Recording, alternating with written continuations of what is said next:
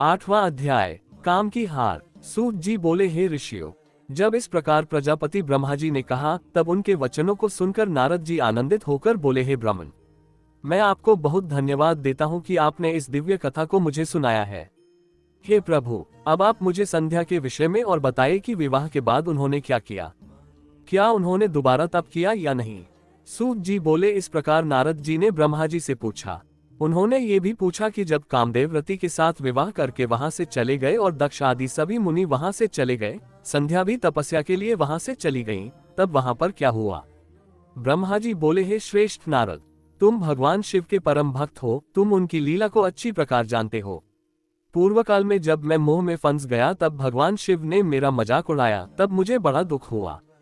मैं भगवान शिव से ईर्ष्या करने लगा। मैं दक्ष मुनि के यहाँ गया। देवी रति और कामदेव भी वहीं थे। मैंने उन्हें बताया कि शिव जी ने किस प्रकार मेरा मजाक उड़ाया था। मैंने पुत्रों से कहा कि तुम ऐसा प्रयत्न करो जिससे महादेव शिव किसी कमनीय कांति वाली स्त्री से विवाह कर ले। मैंने प्रभु शिव को मोहित करने के लिए कामदेव और रति को तैयार किया। कामदेव ने मेरी आज्ञा को मान लिया। कामदेव बोले, हे ब्रह्मा जी, मेरा अस्त्र तो सुंदर स्त्री ही है, अतः आप भगवान शिव के लिए किसी परम सुंदरी की सृष्टि कीजिए। ये सुनकर मैं चिंता में पड़ गया। मेरी तेज सांसों से पुष्पों से सजे बसंत का आरंभ हुआ। बसंत और मलयानल ने कामदेव की सहायता की।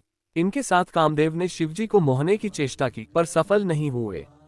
मैंने मरुद्गणों के साथ पुनः उन्हें शिवजी के पास भेजा।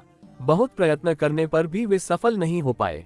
अतः मैंने बसंत आदि सहचरों सहित रति को साथ लेकर शिवजी को मोहित करने को कहा।